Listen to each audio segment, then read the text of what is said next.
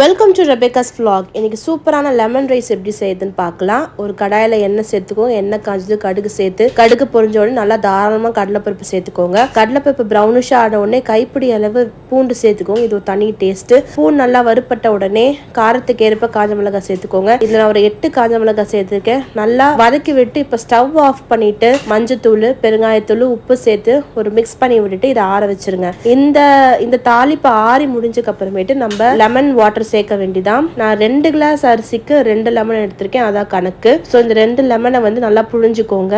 இதுல அதோட சீடு இருக்கக்கூடாது. ஒரு சின்ன சீடு இருந்தா கூட மொத்த இதுவுமே கசந்து போயிடும். அதனால சீடே இல்லாம அந்த லெமன் தண்ணியை இந்த தாளிப்புல மிக்ஸ் பண்ணி விட்டுட்டு இப்போ சாதத்தை நல்லா வடிச்சு ஆற வச்சிருக்கேன். அந்த ஆற வச்ச சாதத்துல இந்த பேஸ்ட்டை நல்லா மிக்ஸ் பண்ணி சூப்பரான quick and easy lunch box recipe ready. இதை ட்ரை பண்ணி பார்த்து எப்படி இருக்குன்னு சொல்லுங்க. Like, share, comment and subscribe. Thank you for வாட்சிங்.